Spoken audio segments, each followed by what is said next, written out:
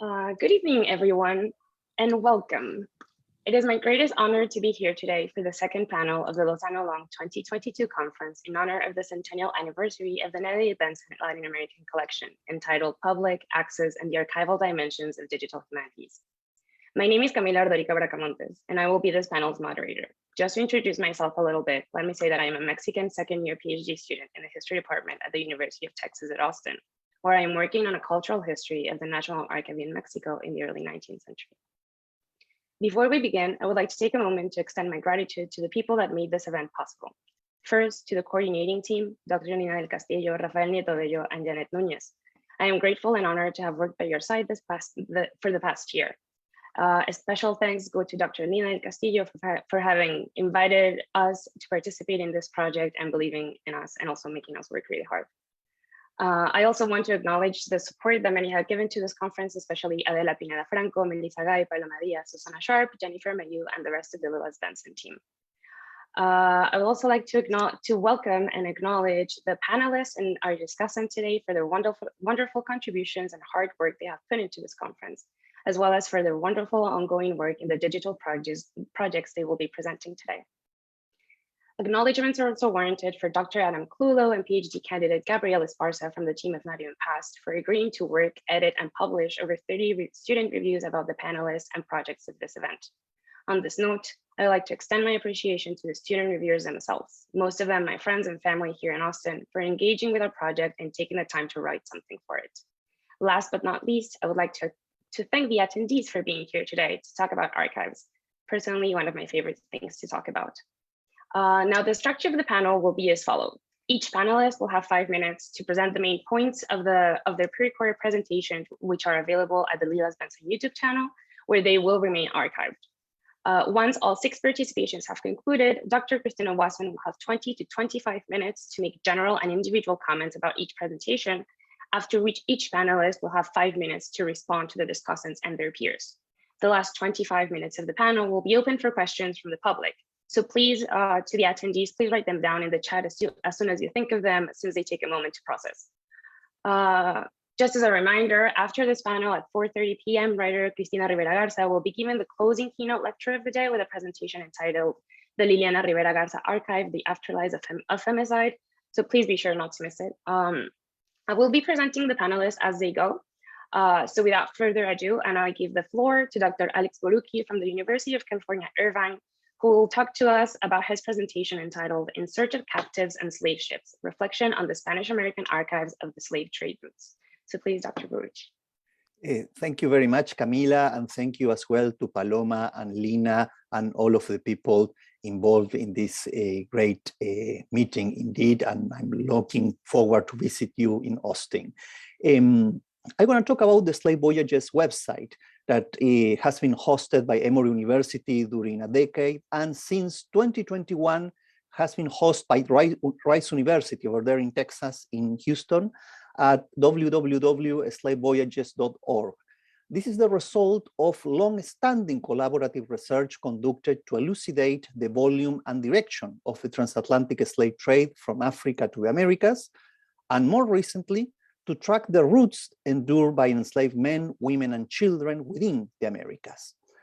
The launching of the Transatlantic Slave Trade Database in 2008 in the Slave Voyages website was the result of 15 years of improvements in digital methodologies encouraging collaboration between specialists.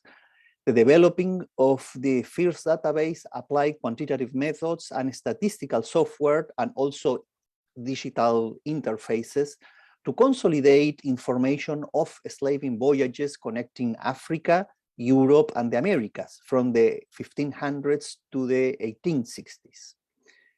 These collaborations started with the study of the traffic of captives within the Anglophone world in the 1990s, when scholars in the United Kingdom and the United States started to consolidate this information. Later, in the early 2000s, scholars and primary sources of the Luso-African Brazilian Atlantic became central to this project, which now shows West Central Africa as the main site of embarkation of captives, as well as Brazil as the main site of disembarkation in the entire history of this horrific traffic.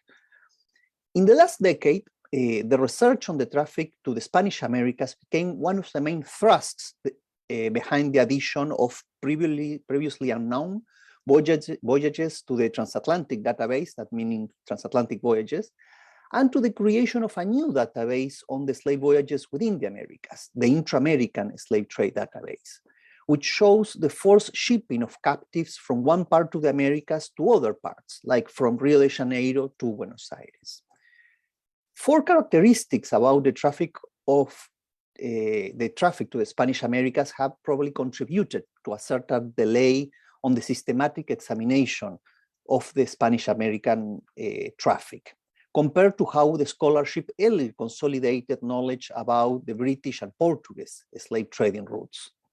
First, the traffic to the Spanish Americas was the longest lasting slave trade, spanning for the first slave vessels embarking captives in Africa and disembarked then in Puerto Rico in 1520, to the last slaving ships propelled by steam power landed captives in Cuba in 1866.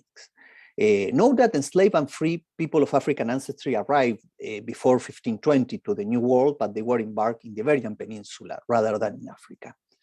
Second, perhaps more than a quarter of all captives who arrived in the Spanish colonies were embarked in other colonies of the Americas, not directly from Africa.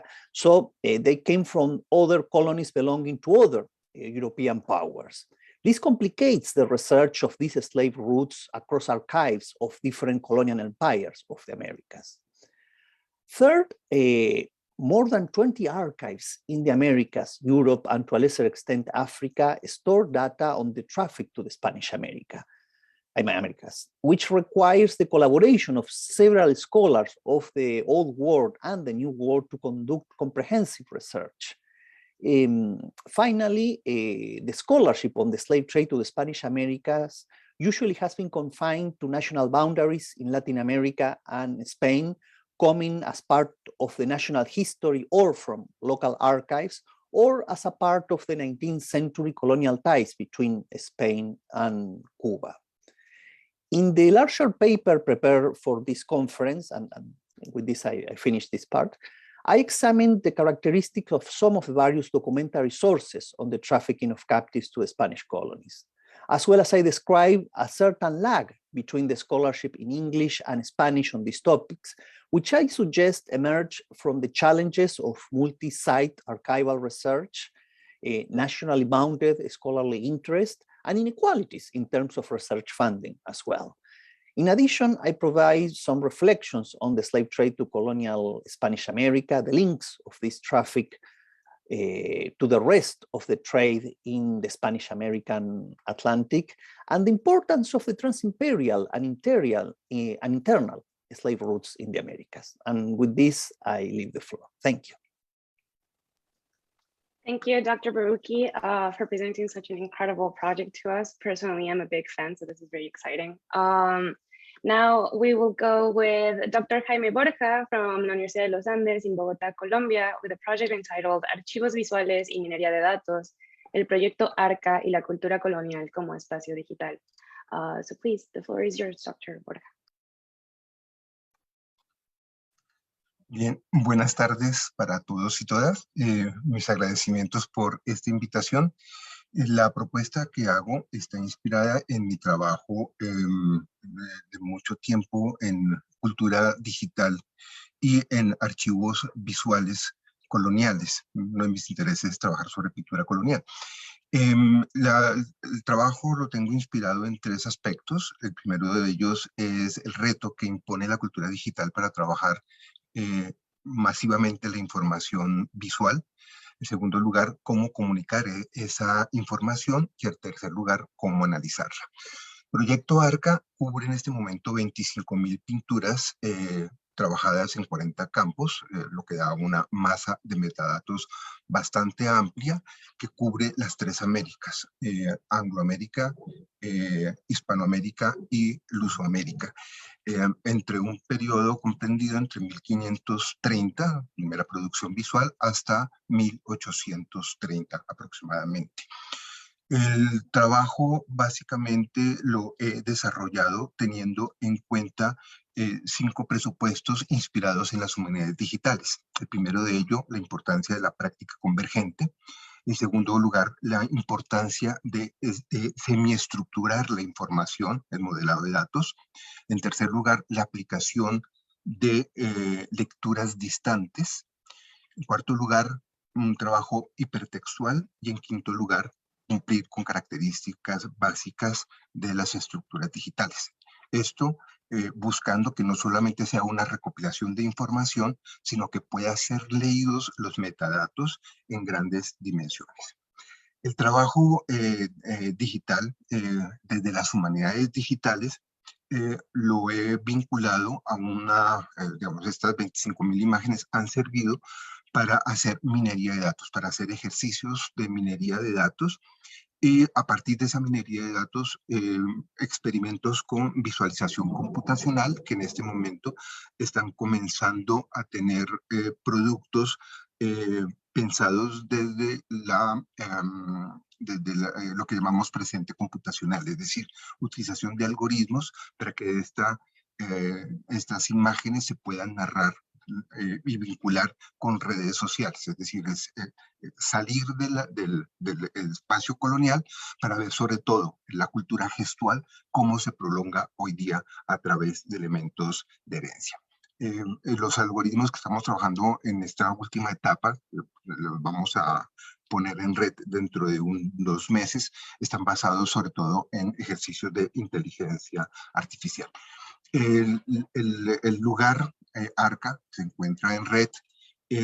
Se pueden leer sus metadatos a partir de 2 herramientas en este momento. Lo voy a ampliar a 5 herramientas próximamente, con lo cual se pueden utilizar alrededor, se puede producir alrededor de 140 millones de gráficas. Esto genera, para concluir, 2 grandes problemas. El primero, cómo podemos hacerle nuevas preguntas y preguntas mucho más precisas utilizando metodologías de humanidades digitales vinculadas a la cultura visual, a la producción de la cultura visual en América a partir precisamente de estas visualizaciones. Y en segundo lugar, se trata de poner en red un montón de información que está dispersa en miles, textualmente miles de lugares, iglesias, museos, colecciones privadas, y poner al alcance 25.000 imágenes, que es lo que he logrado recuperar tanto analógicamente como digitalmente, ya es un ejercicio y la recepción de público es bastante interesante.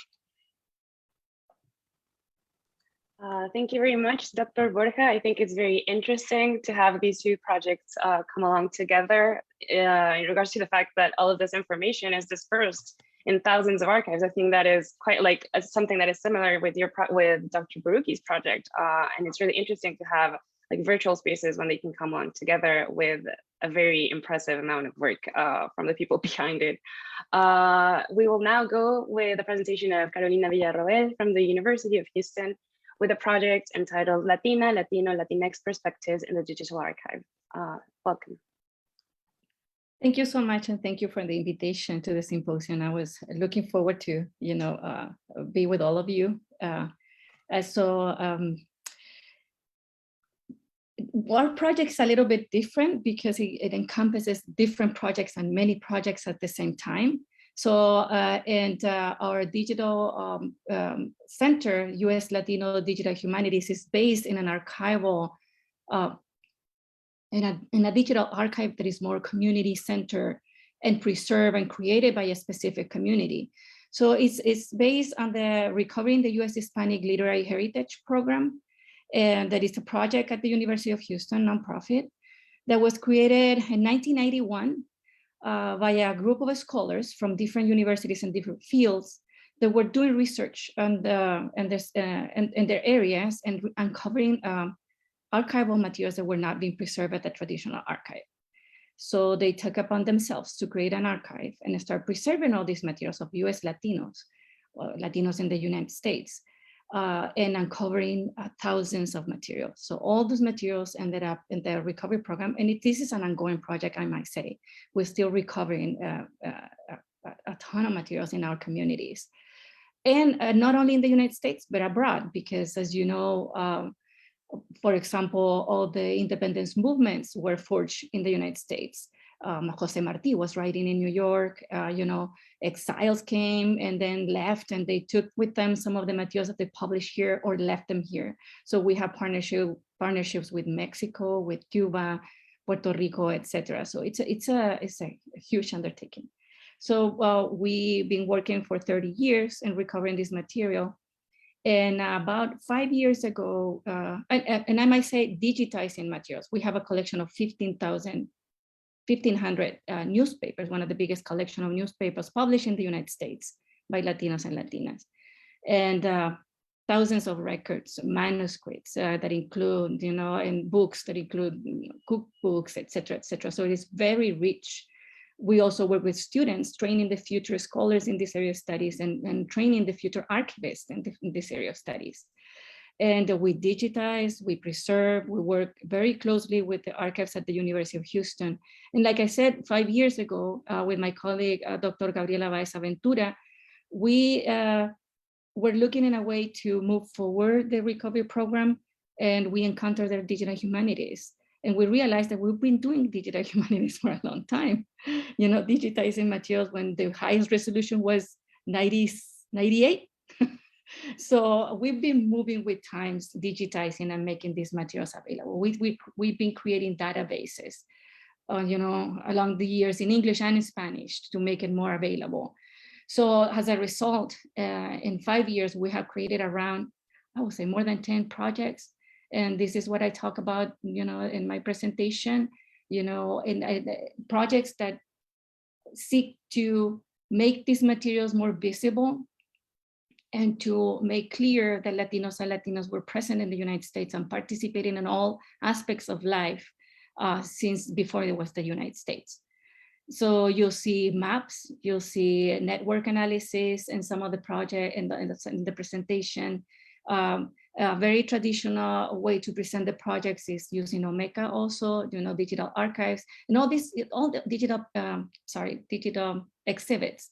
And all these projects are, our students are very involved in this project. And for us, it's very important for the students to receive recognition for that. And you'll see that in the documentation of each one of the projects. And also our community at large, not only the community at the university, our students, our colleagues, but also community at large. That means community historians that participate with us, you know, and we're very focused on give them the opportunity to create and be involved as partners in the creation of these digital projects. And I'm gonna stop right there.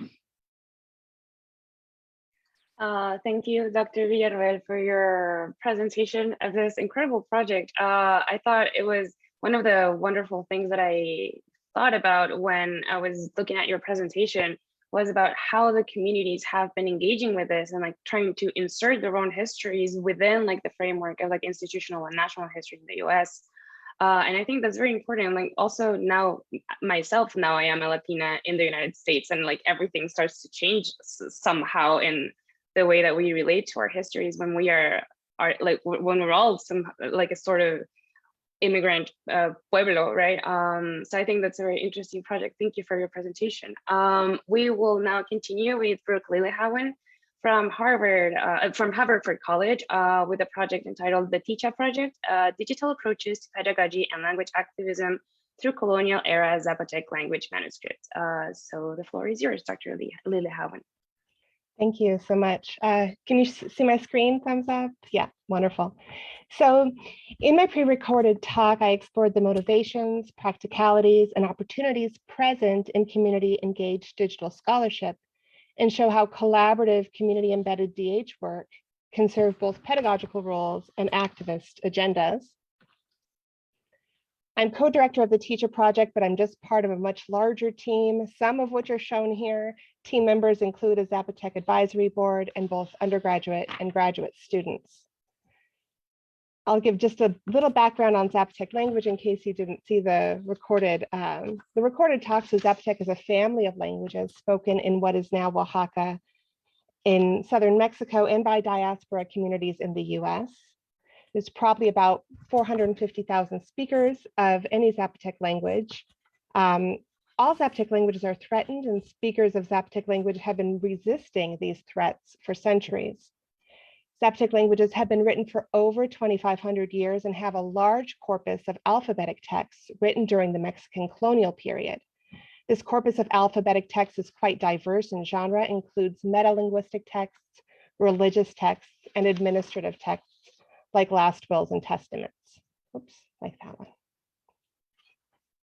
The teacher webpage allows a global audience to navigate interrelated layers of these texts.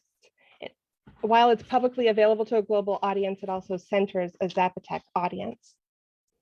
On the teacher webpage, you can browse multiple interlinked layers of these texts, including high-resolution images, metadata, plain text transcriptions, translations, and pop-up morphological analyses.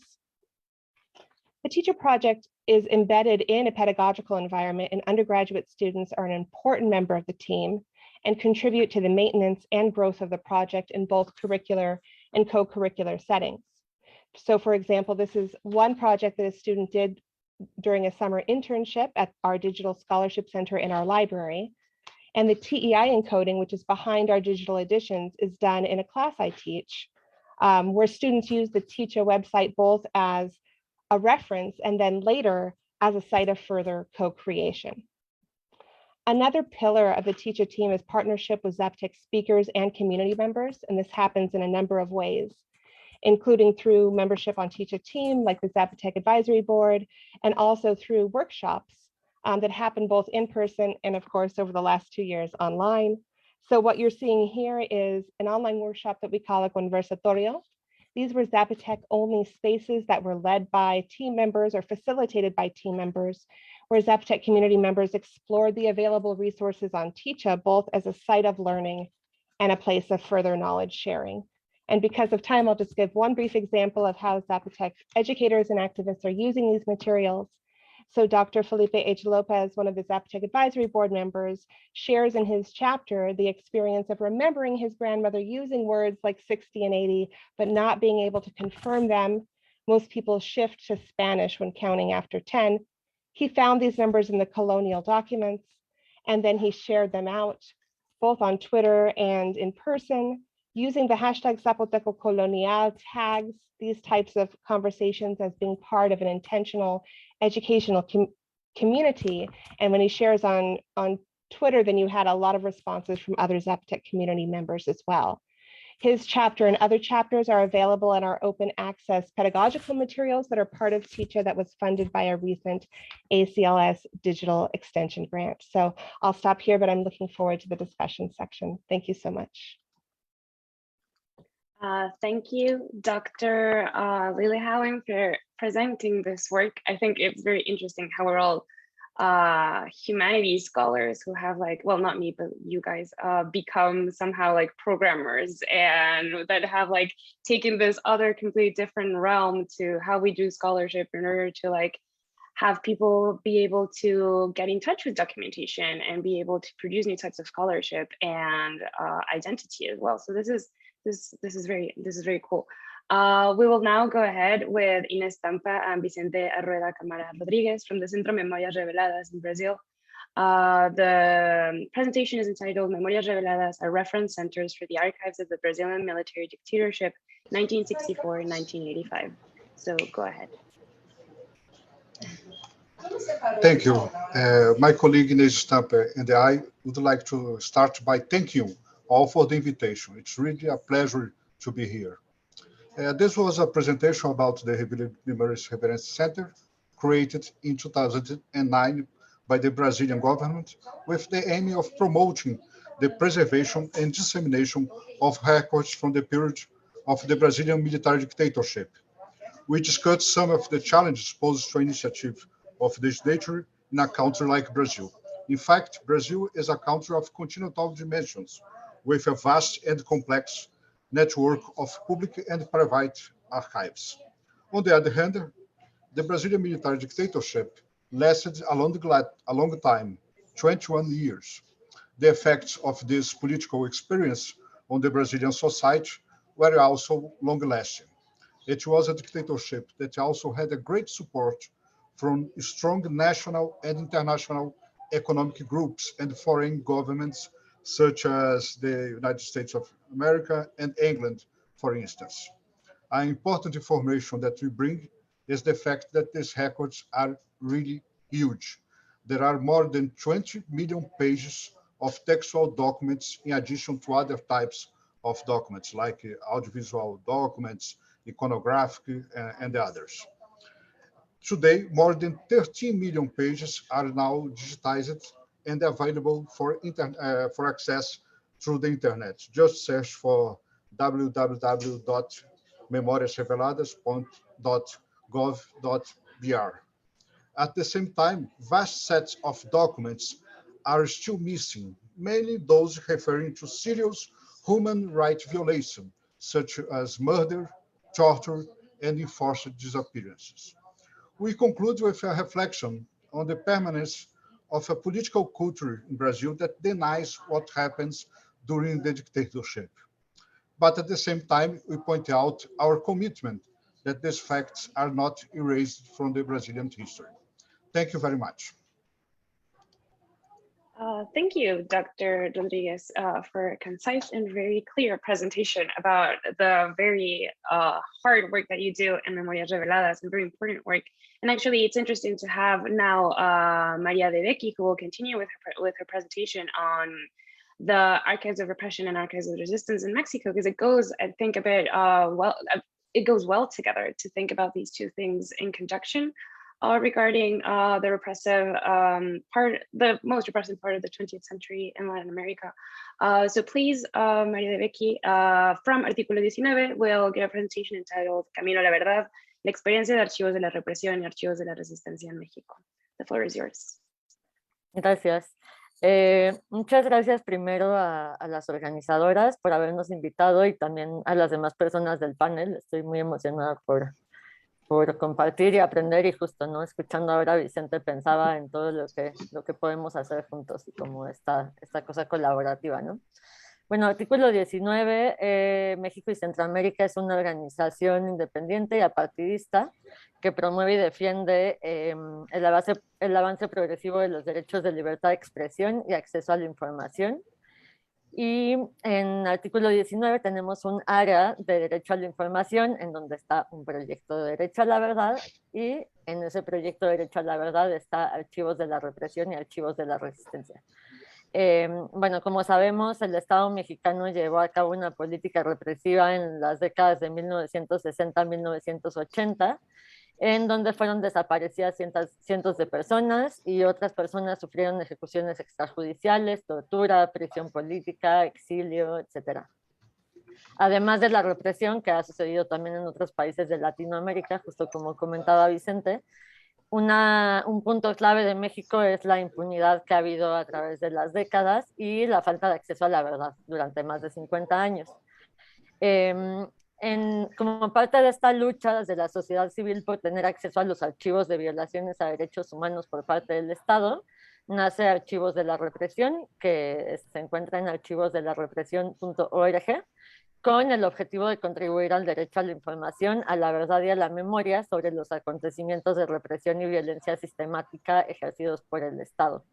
Este archivo se conforma por 300,000 fotografías que nos fueron donadas por la Comisión de la Verdad del Estado de Guerrero, y tenemos que tener en mente siempre que esta información que se contiene en estos documentos es la información oficial, que muchas veces fue arrancada bajo tortura o elaborada para soportar una historia oficial, entonces tiene que ser leída con cuidado.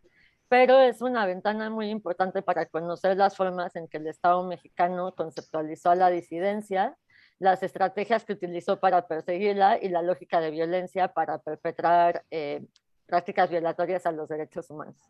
Entonces, en un país donde el acceso a los documentos oficiales de la represión por parte del Estado ha sido sistemáticamente restringido, Archivos de la Represión busca contribuir con el derecho a la verdad. Justo para, digamos, complementar archivos de la represión, por esto que les decía de cómo los archivos de la represión son muchas veces creados desde el Estado para avanzar una narrativa. El año pasado lanzamos una plataforma complementaria que es Archivos de la Resistencia, que es un proyecto que tiene también el mismo objetivo de contribuir al derecho a la verdad y a la memoria, pero desde las voces, testimonios, historias y experiencias de sobrevivientes y familiares de víctimas de violaciones a derechos humanos. Este repositorio digital tiene dos fondos iniciales, que son el Archivo Memoria de la Resistencia en Jalisco y el Archivo del Comité de Madres de Desaparecidos Políticos de Chihuahua.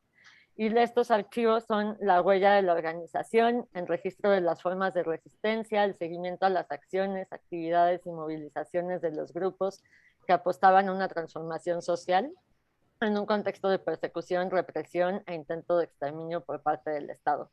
Es importante decir que por décadas estos documentos, esta documentación histórica estuvo al cuidado y al resguardo de exmilitantes, de familiares, y la sola posesión de estos materiales subversivos, entre comillas, muchas veces significó graves riesgos para la vida, ¿no? Entonces, el solo hecho de que existan es ya prueba de esta resistencia y de este amor también para las personas que fueron desaparecidas o asesinadas. Y estos documentos nos invitan a conocer y a reflexionar sobre los orígenes también del movimiento de derechos humanos en México, ¿no? Como sabemos, las personas familiares de personas desaparecidas, sobre todo las madres, hermanas, abuelas, tías, hermanas, creo que ya dije, sí, pero bueno, me refiero a que sobre todo las mujeres, han sido a través de toda Latinoamérica quienes han llevado esta memoria y quienes han creado también todo un movimiento de derechos humanos que ahora sigue en México, ¿no? Entonces, en un contexto como el mexicano, donde tenemos casi 100,000 personas desaparecidas, hablar de los archivos, hablar de la historia de las desapariciones nos hace entender el pasado, pero también el presente, y ojalá nos ayude a llegar a un futuro donde no haya más personas desaparecidas. Gracias. Muchas gracias, María. This is just a commentary before we go with Christina Wasson's comments. I think so. Tomorrow we'll also have a panel on human rights, and there's going to be like the panel, the presenters of the Memoria Abierta from Argentina and the Vicaria de la Soledad from Chile, which are like the complementary archives about repression in the 60s and the 60s through the 80s in Latin America. So they all go together very well. So like the discussion can continue somehow in the panel tomorrow if you're interested in coming along. And it's also, I think it's very thought-provoking to have like a panel such as this one with so many different types of interventions all in the world of digital humanities, right? So we have like history, like historical, artistic, literary, linguistic, like human rights oriented, but everything can come together thanks to like the new technologies and that have like so many positive repercussions in not only research, but also like human rights and community-based initiatives. So having said that, I would like to welcome our discussant, Dr. Christina Wasson, who is a professor of anthropology at the University of North Texas. Her research interests include the participatory design of community-based digital archives, indigenous data sovereignty, and user experience.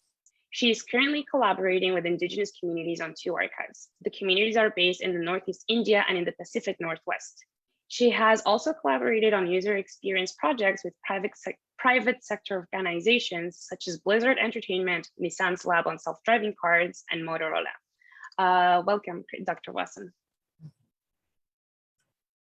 Thank you. And thank you to the organizers of the Lausanne Along Conference for inviting me and for so carefully putting together a really well-designed event, especially Elena del Castillo and Paloma Diaz-Lobos for the conference as a whole, and Camila Odorica as moderator of the panel.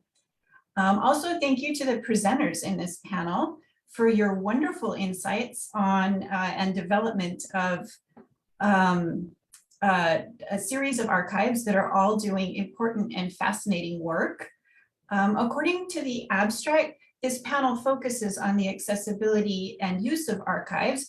And as Camila was just saying, I was selected as discussant because of my expertise on how archives used and by whom. So in considering how archives are used, I want to start at the meta level of use, the picture from 30,000 feet in the air, so to speak. And from that perspective, we can see that there's always a close relationship between archives and forms of power. So in the colonial period, as we know, archives were a tool for colonizers to help manage colonized populations. As David Zeitlin has put it, archives were hegemonic, characterizing ways of thought about colonial populations, modes of colonization, and the control of citizens. Likewise, Elizabeth Povinelli has noted that archives were not merely sites of knowledge retrieval, but also sites of knowledge production. They were monuments of states, colonies, and empires. However, more recently, groups engaging in political resistance against the state or other dominant forms of power have turned to archives as resources to further their projects. And the archives described in this panel all seem to fit this description. As well, the transition in the last 25 years or so from brick and mortar archives to digital archives has democratized access to archives so that anyone with a smartphone can access the materials in a digital archive rather than having to potentially travel a long distance to physically visit a building, which can require considerable economic means and time. So that's the meta level perspective on how archives are used as tools for either dominant forms of power or tools for resistance. If we move closer to the lived experience of actual people, a new set of questions about how archives are used appears. Questions like, who are the main audiences for a particular archive? What are they hoping to learn? How do the archive materials engage with their lived experience? What use do they make of the materials? Do they share the materials with a particular group? How effective is the archive in meeting their needs? And does the archive privilege some user groups over other user groups? So considering these kinds of questions centers the user, as the panel abstract invites us to do. And centering the user is valuable for a number of reasons. At the most basic level, it can help an archive increase the number of people who access its materials. I've seen many archives that house amazing collections that are woefully underused. And it's so sad when that happens because these materials have the potential to be so beneficial to many people's lives and they're losing out. So I'll give you an example. In 2016, I co-led a workshop to initiate a dialogue on the user-centered design of language archives. So these were archives that typically housed linguistic data on endangered languages, and they had mainly been founded by linguists. And the workshop participants included archive managers who were linguists, members of indigenous communities who were trained in linguistics, and others. The participants agreed that most language archives were being underused, and I want to share a short excerpt from the workshop transcript that illuminates the issues resulting from a lack of user-centered design. So the excerpt will start with an indigenous community member speaking, and he says, the academics are building these archives, and so you build it for people like yourself. So the door is an academic door, right? So other academics walk along and they say, oh, I know how to open this door, right? And it's for me. Everything in here is for me. And it's like, for other people who are not academics, right? They look at these archives and they're like looking at tools from some kind of foreign thing. Like it's a hammer with no nails or a saw, but there's nothing to cut or something like that. The door isn't made for them. And then a linguist who was also an archive manager said, I think it's a brilliant metaphor. I think it's a very beautiful metaphor. And the thing is, it's not even within the academic world, a linguist passes that door and says, oh, I don't know if I fit through that. And a historian says, oh, that's a linguist's house. I'm not going to go in there. It's going to be all about syntax. So even within the academic world, don't think we are open. Our door fits even them, right? And then another linguist who was developing an archive said, well, here's the problem, is that I see exactly what you're saying, but even as an academic, I feel like I'm shut out a lot. And finally, another linguist who was a manager of an archive said, that's why we don't talk about linguists as a user group. They're not using them. They're not the users. So when I hear this kind of thing, I just feel sad about all the lost opportunities. There are so many great materials in these archives, and yet users are facing barriers to access. So who typically uses archives? It seems like 3 general kinds of user groups are relevant to many archives. First, scholars engaged in research. Second, teachers and students engaged in pedagogical activities. And 3, some parts of the general public. All of the archives in this panel clearly provide important resources for each of these 3 user groups. It seemed like the presenters were leaders in the creation of the archives they described, and also like they were mainly scholars and conducted research on the subject matter of the archives. So they probably have a good understanding of the needs of other scholars who are conducting research in this area. With regard to the second user group, consideration of the pedagogical use of an archive tends to come naturally to many scholars. And so several of the archives also include lesson plans for teachers and students, for instance. The third user group, the general public, or particular parts of the general public, depending on the archive, is often, in my opinion, the most intriguing to examine, maybe the least obvious in some cases. In any case, I'll comment briefly on each of the presentations with this framework in mind. The extent to which the presentations explicitly describe the users of their archives varied, and I'm actually really interested in learning more from the presenters about the users of their archives and the uses. So I will keep my remarks fairly short to open up space for the presenters' responses. So first, the presentation by Alex Borucki. So Slave Voyages has been a huge endeavor on a super important topic. It's involved large amounts of work to pull all the relevant data from so many disparate sources and analyze it. So at the meta level, I would say that the archive acts as a form of resistance by casting light on the hidden workings of colonial empires, from their racial ideologies to their economics. With regard to the 3 major user groups, the archive is obviously an amazing resource for scholars investigating topics to the institution of slavery. And I went to the site and I see that it includes a lesson plan for grades 6 through 12. So teachers and students also are an explicit target. The author did not explicitly describe how the archive is used by the general public. It seems like the archive must have great potential for a variety of groups, ranging from descendants of enslaved people who are investigating their family histories to, say, Black Lives Matter activists. I'm guessing that the uses this archive is put to are really rich and varied, and I would love to learn more. So then the presentation by Jaime Borja. The ARCA archive was also an impressive effort, both in collecting a wide variety of materials and in the creative data mining and analysis work.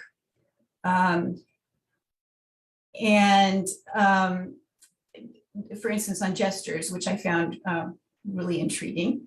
Art history is not my area of expertise, but it seemed like at the meta level, perhaps this archive could be seen in some ways as an active resistance, in the sense of going beyond the art of elites to include a much broader cross-section of visual arts in Latin American colonial history. And then in terms of the 3 user groups, so for both scholars and students, it seems like the images collected in this archive and their analysis potentially provide a window onto many topics, ranging from the cultural practices of the colonial period that are depicted in the secular paintings, to the symbols and allegories that were used, to an analysis of different schools of painting. And with regard to the general public, it seems like the archive might be a way to make Latin American colonial history come alive for lay people, maybe other uses too. And here again, I'd be interested to learn more about how the archive is being used by members of the public. Third, the presentation by Carolina Villarroa. So at the meta level, the Recovery Archive provides a lovely case of resistance against dominant narratives by collecting the informal, everyday Latinx materials that reveal histories erased by colonial cultural logics. And in this presentation, all three of the user groups were explicitly addressed. And in fact, they were framed as kind of together constituting a single broader community that encompassed scholars, students, and Latinx community members, with many participants exhibiting several of those identities at the same time, or inhabiting several identities. I liked how Dr. Villarroel highlighted the role of community from the start with her quote from Sylvia Rivera Cusicanqui, decolonization is a collective endeavor. I also like the examples of the non-scholar user groups, such as LULAC and the scrapbooks from the Houston families. I think this is the oldest archive on the panel, going back 31 years. And there was a slide of best practices near the end that seemed like it might be a great resource for newer archives that may not have thought through their relationship with communities as thoroughly yet. Then fourth, the presentation by Brooke Lillehaugen. So at the meta level, the Teacher Project functions as a form of resistance against colonial ideological legacies that devalue Indigenous languages and the people who speak them by providing resources for Zapotec language activism. Although the Teacher Project is much younger than the Recovery Archive, it has also given explicit consideration to its relationship with its communities. So the general public audience, in this case, being Indigenous Zapotec groups. Teacher does not appear to be community-based, meaning it is not an initiative based in the community, but it is community engaged, meaning that the team is very intentional about collaborating. For instance, Teacher has a Zapotec advisory board, and that decisions on the archive are made in consultation with community members. And explicit attention also was given to pedagogy. There was the Book of Lessons on Teacher that was created for classroom use, and also students being involved in the archive development process. So this presentation told a rich story about how the archive engages with community members in various ways. Then fifth, the presentation by Inés Estampa and Vicente Rodriguez. So at the meta level, this and the final presentation describe archives that are most explicitly engaging in political resistance. And the story the authors told about perseverance in developing the archive in the face of difficulties was really powerful. In terms of the three user groups, it seems like this archive centers the general public.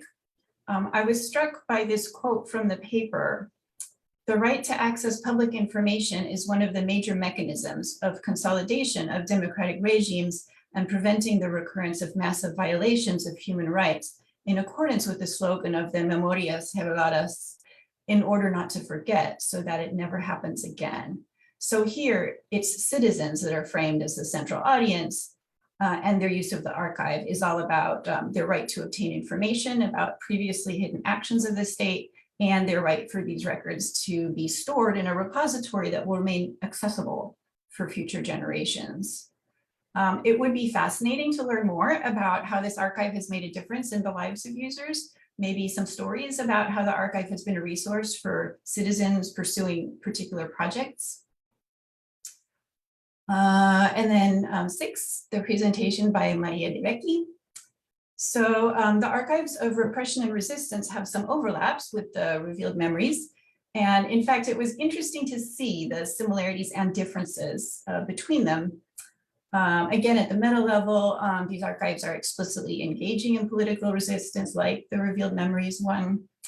One interesting difference is that the Brazilian archive is under the state, while the Mexican archives are in the civil society space. I'm sure there are meaningful consequences of this difference, and I would be interested in learning more about that. Maybe also for that session tomorrow, it might come up. In terms of user groups, again, it seemed like the Archive of Repression centers citizens and their right to obtain information about previously hidden actions of the state. But here, there's also the Archive of Resistance, And I was very taken with the complementary logic of these two archives. I thought it was really fascinating that users can examine the same person or the same organization from both the perspective of the repressive state and the perspective of its opposition. I really liked how Maria Rebecki described ways that the archives have been used, including searches for relatives, investigation of personal stories, learning more about collective history, and contributing to legal and memory proceedings. Those are all powerful uses of the archive, and I know there was a time limit on the presentation, but again, it would be fascinating to hear about some of those stories in more detail. So in conclusion, I feel privileged to have learned about all of these amazing and important archives. I'm so impressed by the work everyone is doing. And I want to open up space now for your stories about what users are doing with the rich materials in your archives or any other thoughts you may have. Thank you. Thank you, Dr. Wesson, for such a wonderful contribution and comments on everybody's presentations. Just to have the conversation going, what worked well in the last panel was to kind of like go in the same schedule that we had with the people that were already presented, and you guys can like also talk to each other and like create some sort of a conversation here. We have like half an hour for this part before we open to Q&A. Also, if there's, it depends on if we get questions or not. I think we don't have any yet, but we can also just like, we still have 1 hour, so we can like keep this going. So Dr. Alex Brookie, please. Oh, the floor is first yours of again. all, thank you, Christina, for putting together in your comments all these projects in a meaningful way that make us understood each other's projects even better than the presenter. That worked really well. In my next 4 minutes, I just want to tell you some things regarding users on the project. The website has 2,000 users per day. We know that from Google, yes, from Google Analytics. It has been increasing with the years. And the calendar of when more users come and go, it follows the academic calendar in the United States.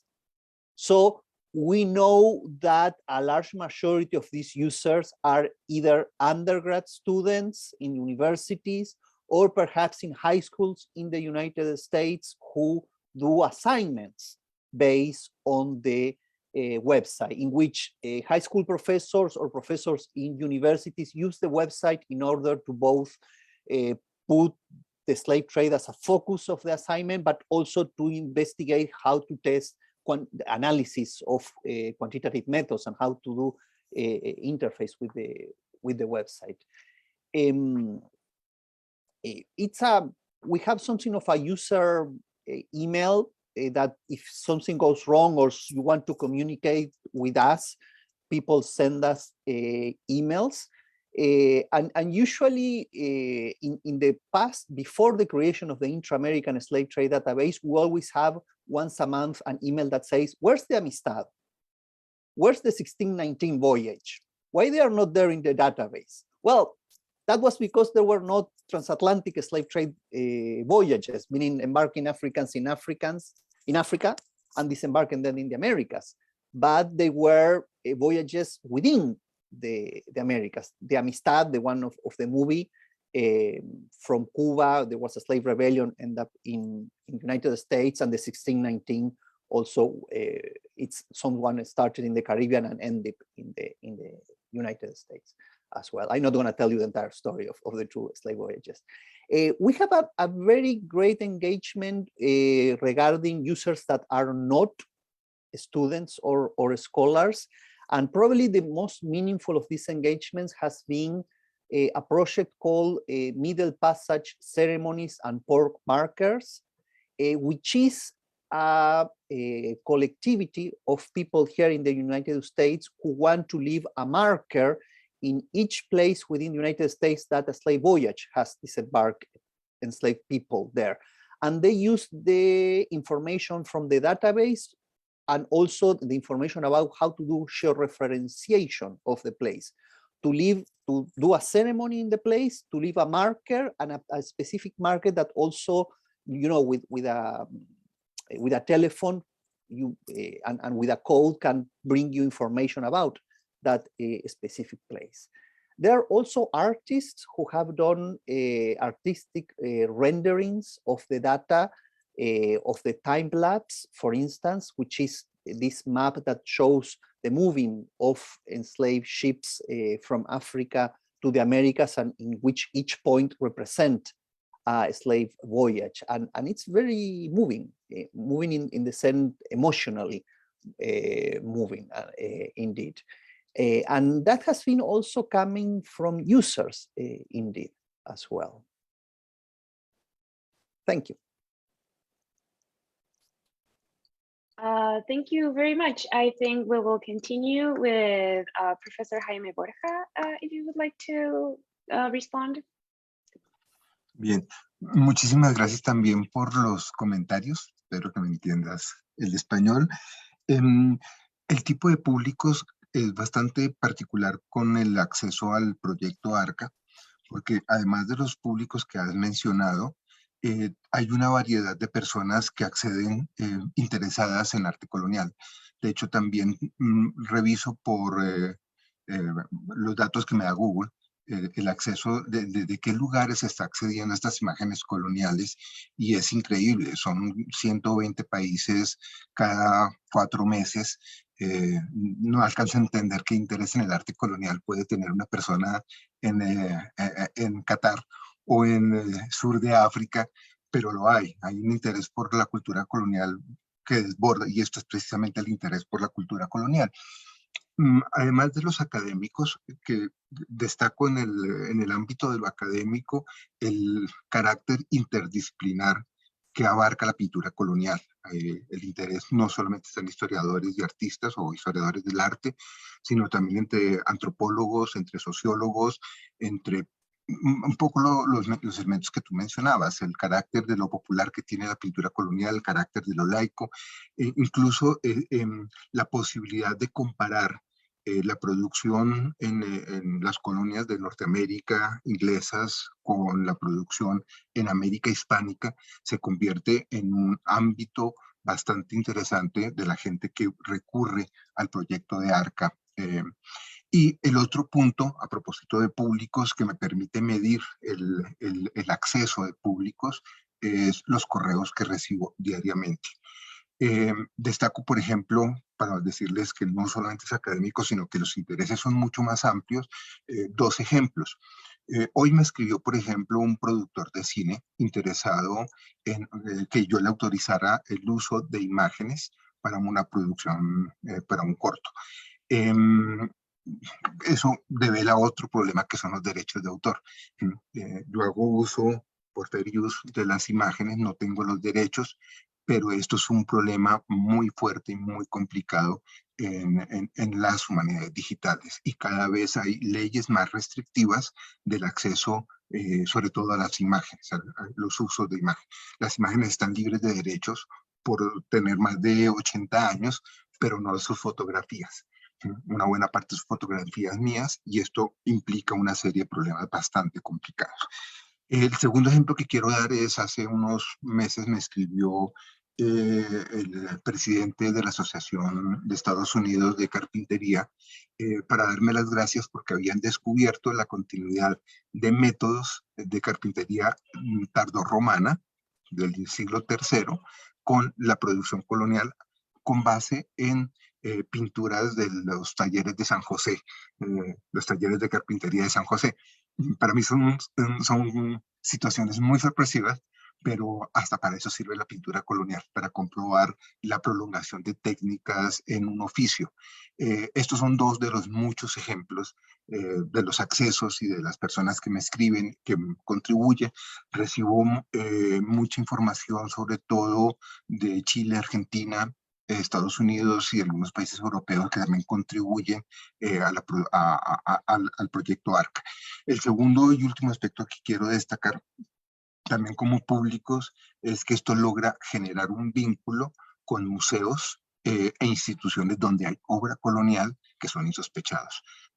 encontrar obra colonial e integrarla a una base de datos que se encuentran en Malta o que se encuentran en museos del lejano oriente, ayudan también a generar un espacio de recuperación de la información y de hecho de los mercados del arte, que es un aspecto que también está latente en esto, digamos, es la dispersión del patrimonio y sobre todo la venta de arte, muchas veces violando normas de patrimonio en muchos lugares del mundo. En esto, por ejemplo, el seguimiento a casas de subasta, que es otro de mis públicos receptores, es muy interesante. Muy bien, muchas gracias, profesor. Thank you very much. I'm Spanglishing all over the place. Thank you very much, Professor Borja, for responding to that. Professor Villarroel, if you would like to continue, please. Yes,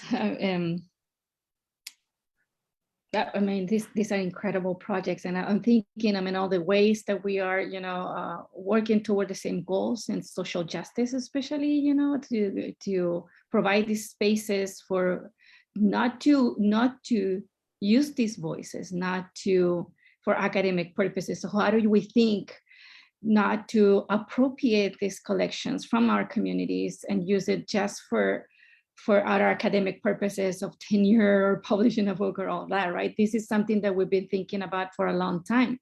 And that's why we decided to work. We've always been doing this, you know, doing the post-custodial work before it was called post-custodial. But, you know, truly understanding the feelings of our community and the distrust of the traditional archive, you know, and why our communities are not moved to donate the collections to an archive. Well, first, because they don't see themselves reflected on the collections, right? And what is more painful, and we have seen this several times, is when the families sometimes, you know, come to us to donate collections, and they come in a very emotional way, saying that, you know, that they have very little of a collection that it belongs to all of us, to the community, because they didn't know it was important for our community to tell the story of our communities, right? So those are painful moments because we know that we already lost so much that we're not going to be able to retrieve. We know that there is so much out there still that we're, you know, struggling to get, you know, to copy and to digitize. One of the things that is important to us is also access. And we, since the beginning of the USLDH, we decided that we wanted to use free and accessible software. Because if we had a community member, a community historian come to us and say, oh, I really like the way that you created that timeline. What do you use? Can I use it? How do I use it? We would be ready, or we should be ready to share that knowledge with our community. And as a matter of fact, we have done that with LULAC, one of the oldest civil rights organizations, you know, in the country. And we're doing that with my colleague, Gabriela Baeza. We're going to a 4th grade class, bilingual, in a bilingual school, to teach them how to create a digital timeline about the history of Texas, but including our archive within that history, the materials and the information that is not being taught in the schools in the United States, and especially in Texas. So we will include the archive, include the history, and then include their own families in this continuum of the history of the United States. So these are ways that we're trying to not just give access and, you know, and create spaces for scholarly work or spaces for people just to see in the community in general our collections, but also to engage with it and to become knowledge producers and to understand that they should be part of the whole process, not for us to take the collection and say, look what I create with your collection. When we have the opportunity, I might say, because we have materials from the colonial times, you know, we have many collections in the public domain. But when we retrieve collection, we don't retrieve it. We work with people in the community to help them, you know, preserve the collections and make it available. We make the point to work with them along the way. And this is, it's a lot of work, because you need to be ready to answer the phone during weekends, because people get really engaged in this. And this is really rich, and this is the return that we get. Our community that wants to be part of the process of preserving and creating access and creating knowledge. And engaging students at all levels, engaging students and creating the future scholars, Latino scholars and Latina scholars of the future, so we can populate this, the Society of American Archivists, for example, to create those the future scholars that we're going to populate these organizations that can help us, bring all these communities into the conversation of a national history. I can keep talking, but I don't want to take all the time. You're fine. So now I would like to encourage the audience to make some questions, whatever it is that you would like to ask the presenters about their work, about their project. It's a great moment to get more information firsthand from the people behind tras bambalinas, behind everything that is happening with your favorite digital archive initiatives. However, there is one question that we have here that I want to put it out there so that we can start thinking about it in case somebody wants to answer it before we continue with Inestampa and Vicente's response to Dr. Wasson. So the question is by Paloma Diaz, and it says, for those monitoring the use of the archives, have you seen a surge of visitors since the pandemic, considering the physical archives were closed? And how this recent push for online resources due to the pandemic is giving digital initiatives a stronger validation. So if we can go around thinking about it. However, in the meantime, Dr. Vicente, if you would like to also answer the comments done by Dr. Wasson, the floor is yours. Thank you, Camila. Thank you, Cristina, Dr. Cristina, for your thought-provoking and interesting questions. Well, let me say that our users are mainly victims of the dictatorship, relatives of those killed and disappeared by the dictatorship, academic researchers, scholars, and human rights activists. There is also a great use of our records by journalists, trade unions, and the other organized groups.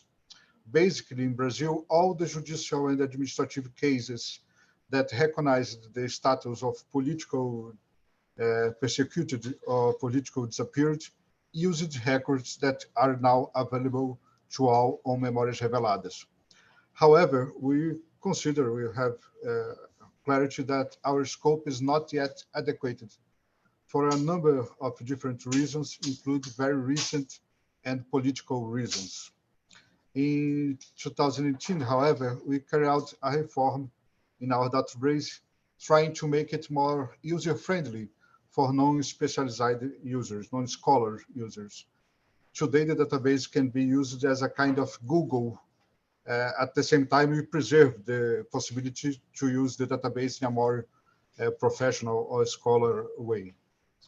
As a positive initiative, we can mention that we had until recently a research award which published popular books on the history of the period using our records.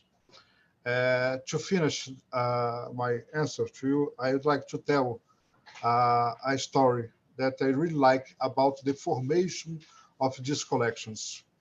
The story goes like that. At the beginning of the century, it's a real story.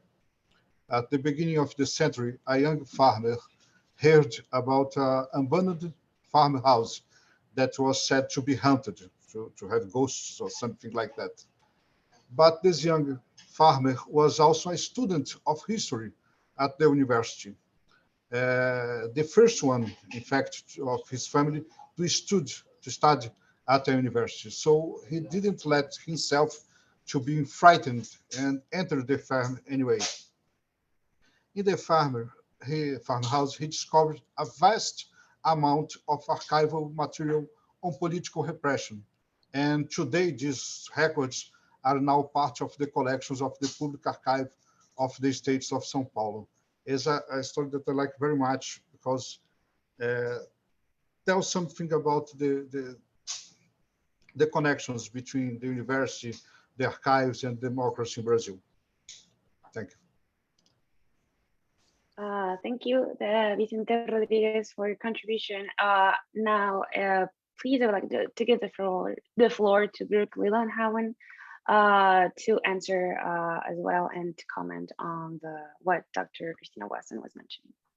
Thanks, and thanks, Dr. Wesson. I think the part of your comments I want to respond to, in our case, is about the community engagement. And I mentioned two ways that we work with Zaptec community members, and probably the Zaptec Advisory Board is probably maybe the more straightforward to understand. And so I also mentioned these workshops in person and online. And so I wanted to give a couple examples of things that have come out of those.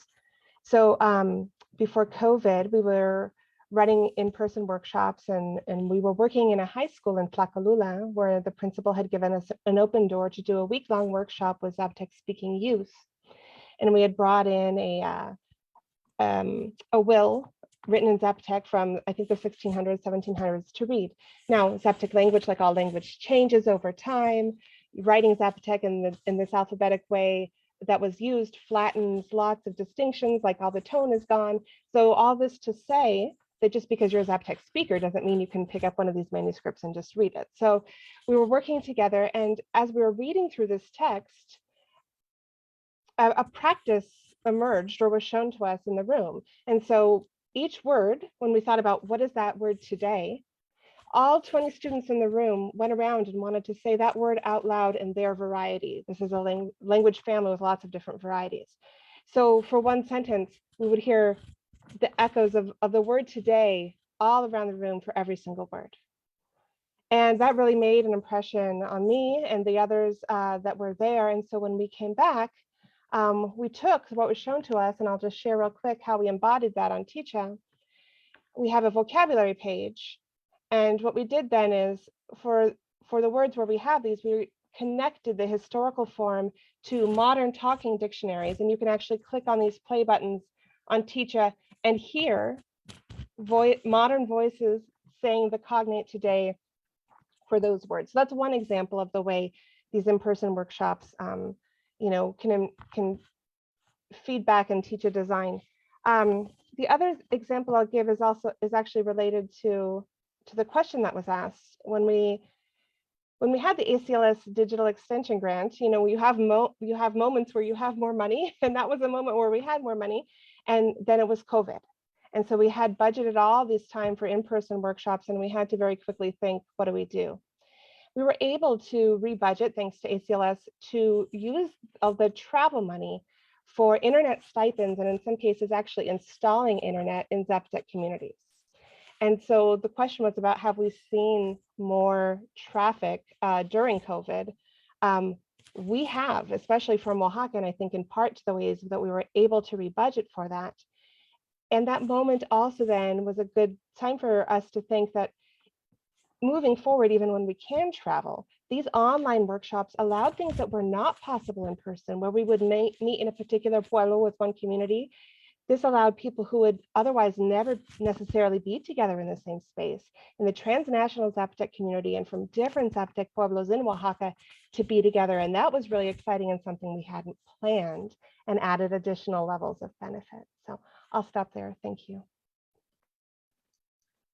Thank you, Dr. Lillenhauen. I encourage the audience again to make any questions if there are any. Somebody was asking about the panelists' Twitter. If any of you have Twitters and you want to share them, somebody was asking about your Twitters.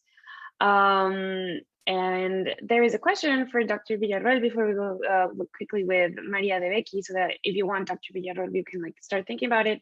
It's saying, regarding access and user experiences, could you tell us more about how Arte Público's digital projects contribute to blurring the boundaries between Latinx in the US and Latinoamericanos?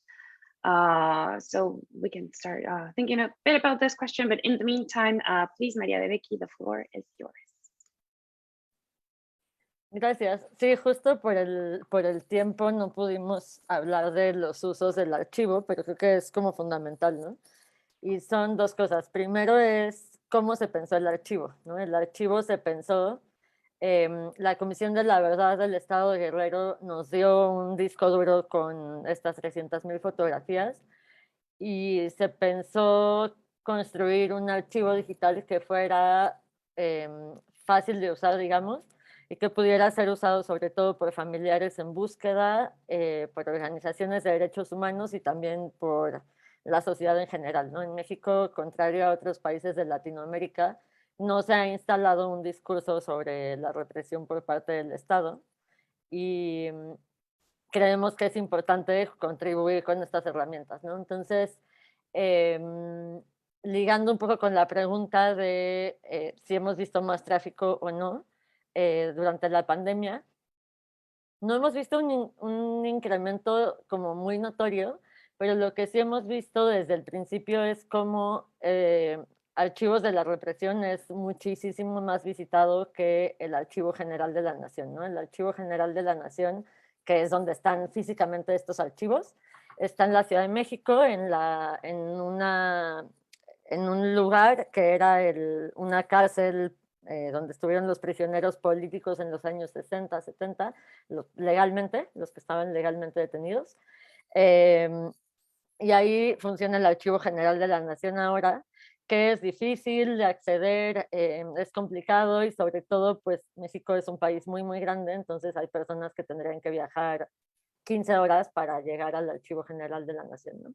Con Archivos de la Represión, pues pueden googlear un nombre, está organizado sobre todo por nombres, ¿no? Nombres de personas mencionadas en los archivos o vigiladas, nombres de personas funcionarias del Estado que pueden haber sido perpetradoras o están mencionadas en los archivos también, y nombres de organizaciones, y además está georreferenciado también, ¿no? Entonces se puede buscar por lugares.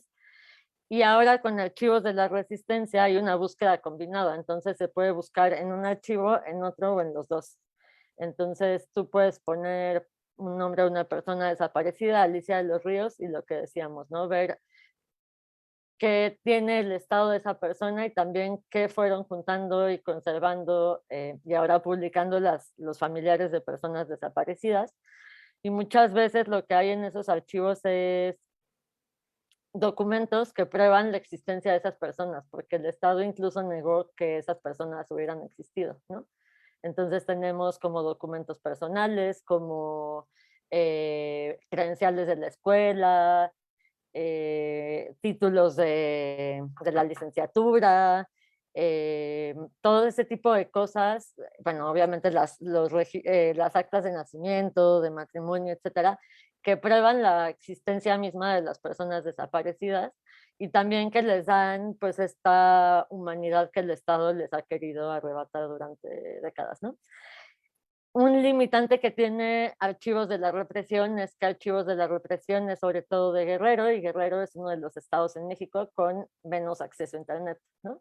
Entonces, hablamos del acceso a Internet y la democratización de los archivos cuando están en Internet, pero hay comunidades que no tienen Internet, ¿no? Entonces, parte de nuestros planes frustrados por la pandemia es ir a Guerrero a dar talleres sobre archivos de la represión, pero también llevar impresoras portátiles, entonces poder imprimirle a los familiares lo que haya de su familiar desaparecido, asesinado, o de ellos mismos, ellas mismas si son sobrevivientes, ¿no?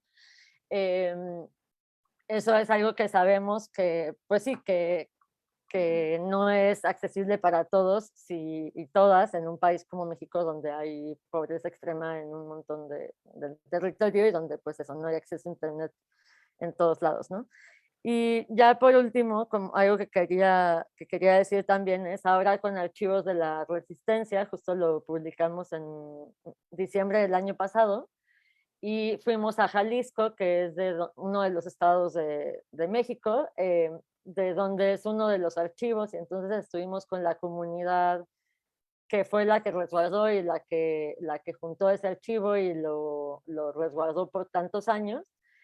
Y también pudimos hacer entrevistas con ellos y ellas para saber cómo habían guardado el archivo, qué es lo que habían guardado, por qué eso era importante, por qué les significaba, por qué nos lo donaban también, ¿no? Porque no sé quién decía hace ratito que pues toda la falta de confianza y estos archivos que son tan valiosos y preciosos para las personas y para la sociedad en general, ¿por qué de pronto sí confían en nosotros lo suficiente como para dárnoslo, ¿no? Que también es una responsabilidad muy grande para nosotras. Y también es un momento político en donde en México se acaba de anunciar una comisión de la verdad que tiene un componente de un mecanismo de esclarecimiento histórico, en donde mucha gente, no, bueno, no sé si mucha, pero hay personas que nunca habían testimoniado y ahora quieren hablar, que nunca habían dado sus archivos y ahora los quieren dar. Entonces también es un momento político desde donde la sociedad, desde la sociedad civil podemos también como contribuir con estas herramientas que ya tenemos. Y solo medio minuto para decir que justo en México pues no hay un proyecto similar al de Brasil que nos están contando. Desde el Estado habíamos hablado con la Secretaría de Gobernación de replicar archivos de la Resistencia. A la Comisión Nacional de Búsqueda nosotros les dimos los 60,000 documentos que ya tenemos catalogados y con sus metadatos, pero todavía no llega un momento en donde desde el Estado se pueda crear una herramienta como esta. Y siempre decimos que es una herramienta que busca no existir, ¿no? Porque en realidad es el Estado quien tiene la responsabilidad internacional de conservar los archivos y ponerlos a disposición pública, ¿no? Bueno, eso diría por ahora. Muchas gracias, Maria. This is very interesting. I think one of the main conversations that we also have like in graduate school nowadays is like, yes, digital archives, but what does that mean to many of the communities that don't have access to internet or that don't have the funds to actually produce or like fund these initiatives, right? Like that, there is something about what that means in like a global north, global south kind of context and where the resources are and where like the actual information is housed. There's a whole like other dimension, I think, of like how power like becomes entrenched in digital archives that does not necessarily occur in the same way in physical archives, I believe. I wanted to tell Dr. Cristina Wasson if you wanted to say perhaps something if you wanted to say something else with the responses that we got, and also, Dr. Burki, but I also wanted to, yes, so I think the best way to do this would be to have Dr. Villarroel answer the question. If you would like the question that was posed before, do you want me to read it again? Yeah, or yeah, okay. I think I have it, Okay. you know, thinking and then about, we'll do Alex and then Cristina Wasson. I'm thinking about what Maria just said about accessibility, right? And thinking about how we can create these beautiful archives, but if our communities cannot access it, I mean, doesn't matter because we're creating an accessible archive. So one of the things that we try to do and we focus on doing is to, when we use a software, is prove it in our phones, because people might not have access to a computer, but they do use their phones. And many people, I'm not saying that everybody, but many people have phones. The kids, you know, these days are using their phones to, you know, do homework and all that kind of work. And so we try to make it more accessible in that way. And if it doesn't work in a phone, we'll try to look for something else that will allow for that specific information to be conveyed. Well, thank you for the question, Rafael. It's very interesting because we specifically work with US Latinos that are in the United States, right? But our archives are interrelated to Latin America so much, like I said, you know, with exiles, we have immigrants coming and going, you know, histories of Chile, Mexico, Argentina are all embedded here in the history of the United States. So we see that blurring, if you will, you know, in the archive, you know, the visibility that we're trying to create with our digital projects has allowed people in these countries to see part of their history that they didn't know existed.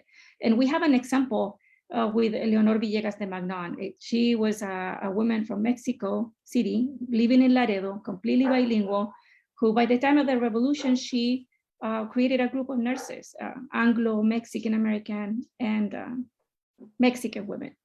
So they fought in the revolution. And by the end of the revolution, she realized that women were not present in history. So she wrote her memoirs in Spanish. Nobody wanted to publish them. She rewrote them in English.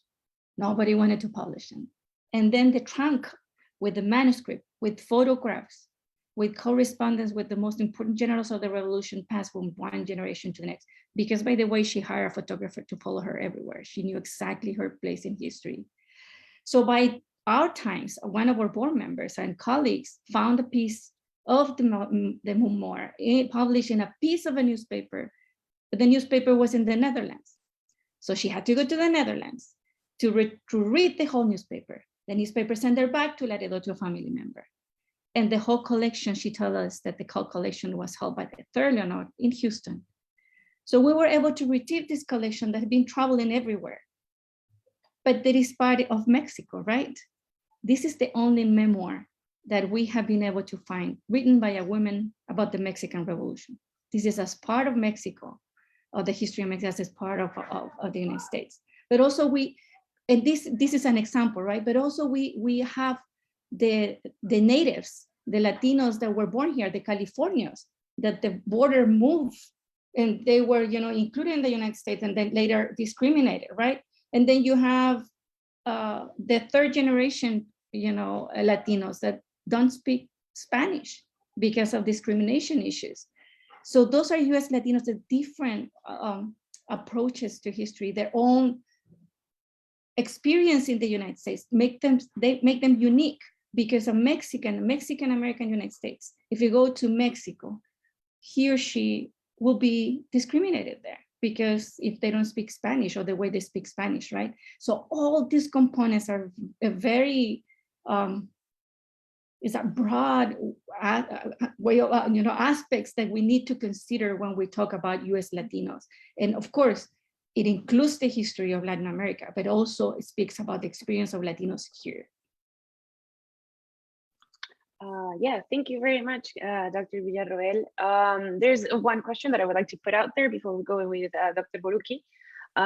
It says, it's by Janet Nunez, one of the advantages of digital humanities is the ability to use big data tools to break away from traditional forms of organizing information. Are there any digital humanity tools that you'd like to incorporate into your projects in the future? Or is there any tool you're currently using that has proven to be the most beneficial? If there's anybody that would like to answer this question, it's fine. Dr. Borucki, please, the floor is yours. Muchas gracias. Ahora voy en español para que lo agarren en España, en el país España. Y esto va en lo que se refiere, Vicente, con la inversión que archivos públicos han hecho durante la pandemia en cuestiones digitales. Les voy a dar el ejemplo del Archivo General de Indias, que es el archivo del Imperio Español. Cuando digo el archivo del Imperio Español, es el archivo creado por el Imperio Español para contener la documentación colonial, pero además tiene el legado de ser el archivo del Imperio Español, en ese sentido. Yo, en el archivo de Indias, tú no puedes sacar fotografías digitales. Tienes que encargarlas y te las mandan por el cañón de Manila, porque siempre llegan como 3 o 4 años después. Pero para hacer la historia corta, en estos últimos 6 meses, Pares, que es el portal de los archivos españoles, digitalizó y puso a disposición del público los registros de 600 barcos que salieron de la península ibérica para embarcar esclavos en África y llevarlos a las colonias españolas entre fines del 1500 y principios del 1600. Eso yo pensé que nunca lo iba a ver en mi vida hecho. Que el Pares y el Archivo de Indias iban a tener esa disponibilidad para poner eso al servicio del público. Lo mismo que registros que están en Madrid del Archivo Histórico Nacional sobre el tráfico ilegal de esclavizados hacia Cuba, el tráfico del siglo XIX, que pusieron algo así como 120 registros sobre el tráfico hacia Cuba del siglo XIX. Esas son cosas totalmente nuevas que permiten no solamente al investigador, pero también permiten a los estudiantes y al público en general tener un acceso que antes era prácticamente como llegar a Cartagena con un barco inglés de contrabando, y tratar de pasar y vender eso. Hablando de Cartagena, gracias al ACLS, nosotros también tuvimos un proyecto de extensión de proyectos digitales, y lo teníamos pensado hacer en archivos propiamente físicos y pasó la plaga, entonces tuvimos que cambiar eso. Y para nuestra sorpresa y para nuestro beneplácito, el Archivo General de la Nación de Colombia desde hace mucho tiempo tenía digitalizado un fondo que se llama Negros y Esclavos, que es sobre toda experiencia de africanos y sus descendientes en lo que vendría a ser la gran Colombia. Hay cosas de Panamá, hay cosas de Cartagena, hay cosas de Venezuela y de otros lugares. Y la interfase de ese archivo ahora está disponible y es bastante sencillo de hacer, y gracias a eso nosotros pudimos realizar inserciones de nuevos barcos esclavistas en las bases de datos que están en la página web, utilizando esa digitalización y puesta al punto del Archivo General de la Nación en Colombia. Thank you, Dr. Baruki. That is fascinating. There's another question here also for the panel in general, so whoever would like to answer, it's fine. But Nadia is asking, in times of scarce resources, do you find resistance from administrators of institutions to direct efforts and resources to build up digital initiatives instead of maintaining physical archives? How about resistance from more traditional users that prefer the feeling of material in their hands instead of the screen? So if there's any thoughts on that, I don't know if somebody would like to take the word, answer that question. The last one, the floor is open. Dr. Villarreal. I think that this is related to a previous question, right? About the pandemic and how, you know, people are being requesting collections, and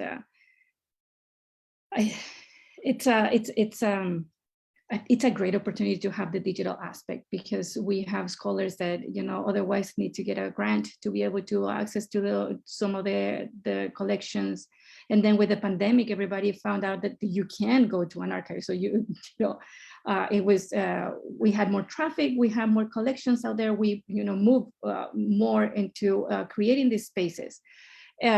We have not received, on the contrary, we have not received backslash. I mean, for people saying, you need to create. Since we're an independent archive, we're more able to create and to create projects as we go and the things that we decide. I think one of the things that I wanted to mention is the feeling of the materials, because I'm the kind of person that smells books, for example. So it's been very difficult for me to think about digital projects and digital archives, and this has been something that we've been thinking about. How do we create this? How do we give people the feeling of a scrapbook, for example? How do we convey that feeling of opening this like treasure? Because a scrapbook is a treasure that you don't know what you're gonna find, photographs or, references to music. And we were able to play with this with one of the scrapbooks that we received from the community.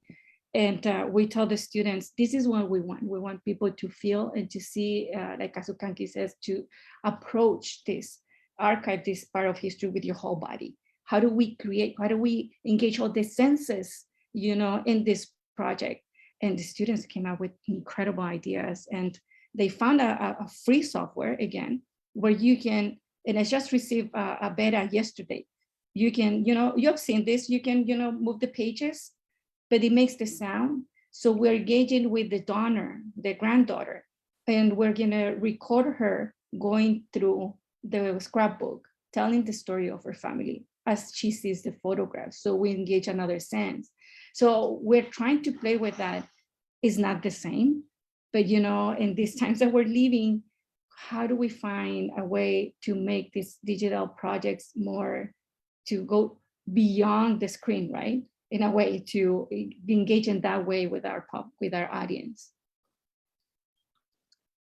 Thank you, Dr. Villarreal. So many creative ways to approach very new types of problems that we are facing with these types of interfaces. There is one question for Alex Baruki. So it's in Spanish. I'm going to read it in Spanish. Buenas, it's from Cindy Arango. Buenas tardes, una pregunta para Alex Buruki. ¿Cómo seguir fomentando estas prácticas de acceso en los archivos digitales? Es decir, hay un reconocimiento en los avances, pero sigue siendo necesario más de diversos periodos y diversos lugares. ¿Cómo fomentar más la divulgación y la continuidad de estas actividades? Yo creo que en ese sentido iría a lo que mencionaba Cristina Watson sobre los públicos y la relación de los archivos con diferentes tipos de públicos, creando herramientas específicas para diferentes públicos. Por un lado, públicos como estudiantes de secundaria o universitarios que puedan trabajar en la medida del caso sobre esos archivos, o también públicos específicos vinculados a las historias de esos archivos al mismo tiempo. En ese sentido, tiene que ver mucho con las iniciativas de los archivos que son más allá de las cuestiones que tienen que ver con la conservación del papel, la imagen, el sonido, y que tienen que ver justamente con la creación de comunidades de interés en los materiales.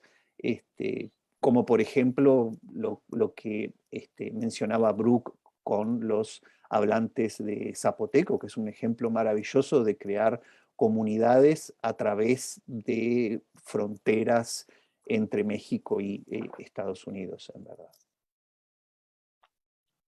Camila, quisiera hacer un complemento que me parece interesante a propósito de este problema, y es que si pensamos esto de la divulgación de archivos digitales, también tiene mucho que ver con la formación en el sur global, especialmente en las carreras de humanidades y ciencias sociales, con formación tecnológica que permita comenzar a comunicar las investigaciones y los trabajos de archivo en forma digital.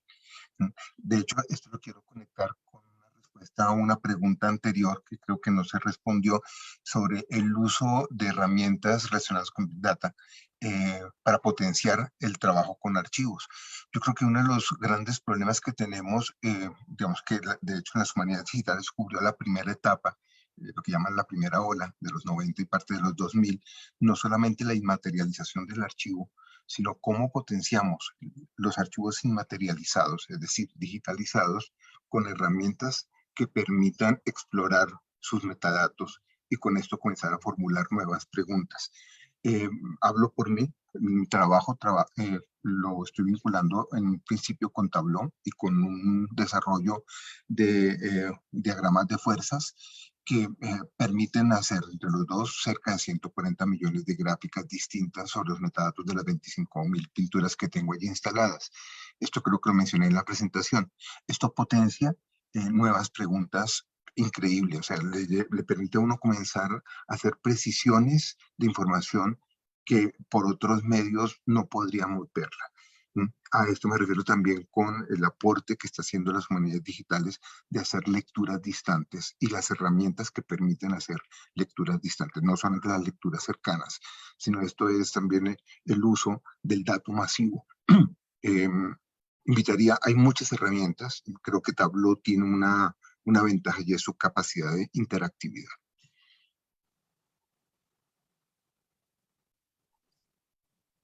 Thank you, Dr. Borja. María de Becky, you had mentioned in the chat that you wanted to say something. Sí, justo en términos de las herramientas, creo que también como que algo a tener en cuenta es que, por ejemplo, el archivo que tenemos nosotras en el artículo 19, no fue un archivo que se pensara como archivo. O sea, bueno, sí como archivo, pero no para compartir en línea, ¿no? Entonces fue un archivo que tomó la Comisión de la Verdad. En algún momento tenían muy poco presupuesto y dijeron es más barato tomar fotos que sacar copias, ¿no? Cuando ya tenían todas esas fotos, fue como tenemos 300,000 fotos, esto se tiene que hacer público. Entonces se lo dieron a varias organizaciones, a varias personas para resguardar, y ese artículo 19 se pensó publicarlo. Como habían tomado esas fotos para su trabajo, muchas fotos no se ven bien, ¿no? Algunas no están muy nítidas, las cámaras no son de buena calidad, están chuecas, hay repetidas. Entonces, por ejemplo, en términos de herramientas, hemos tenido muchas conversaciones con gente que nos quiere convencer de tener estas herramientas que son como lectores de PDFs, ¿no? Entonces, nosotros tenemos un equipo de 8 personas que trabajan los archivos y manualmente revisan cada una de las hojas, ponen los metadatos, hacen un resumen, y sería maravilloso tener algo que nos ayudara a brincarnos pasos, ¿no? Y a avanzar más rápido, pero no se puede porque la calidad de las fotos no da para eso, ¿no? Entonces, ahora que fuimos a Guadalajara y nos donaron archivos físicos, estamos haciendo un trabajo con el CIESAS, con un Instituto de Educación Superior acá en la Ciudad de México, que tienen unos escáneres así increíbles que van a tomar con una resolución muy buena, y entonces sí vamos a poder hacer esto, ¿no? Pero creo que también de pronto pasa que, o sea, nos ha pasado, por ejemplo, con la Comisión Nacional de Búsqueda, que tenían un estudiante de maestría de, no sé, de algo súper específico sobre esto, ¿no? Entonces nos querían crear esta herramienta para que se pudiera, digamos, que inteligencia artificial pudiera leer los archivos y entonces avanzar en el trabajo. Y de pronto eso es maravilloso en teoría, pero en la realidad no se puede porque los archivos que tenemos no tienen la calidad para eso, ¿no? Entonces creo que también eso pues es un aprendizaje, y ahora que está la comisión, el mecanismo de esclarecimiento histórico, es algo que también hemos compartido con ellos y ellas, ¿no? Así, cuando tomen las fotos, o sea, o lleven escáneres o lleven cámaras que sí sean buenas, las fotos háganlas de tal forma. Había 2 equipos que estaban tomando fotos en la Comisión de la Verdad de Guerrero, entonces hay decenas de miles de fotografías repetidas que solo nos hemos dado cuenta con los años, y entonces es trabajo que se repitió ¿cómo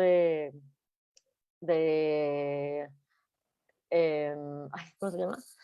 Pues de poner los metadatos y de catalogación, porque no sabíamos que había cosas repetidas, porque no fue un archivo que fuera para eso, ¿no? Entonces, como todas estas lecciones aprendidas también son cosas que hemos puesto en la página, ¿no? Hay un archivo donde viene como toda la sistematización de las experiencias, tanto de archivos de la represión como archivos de la resistencia, y para nosotras mismas ha sido importante con archivos de la resistencia, todo lo que aprendimos de archivos de la represión, pues ya son errores que no estamos cometiendo, y también compartirlo con otras personas que tienen estos archivos, por ejemplo, la Comisión Nacional de Búsqueda, que tiene un archivo muy similar, pero privado, o sea, no privado, sino que no es para el público en general, sino solo para el Estado.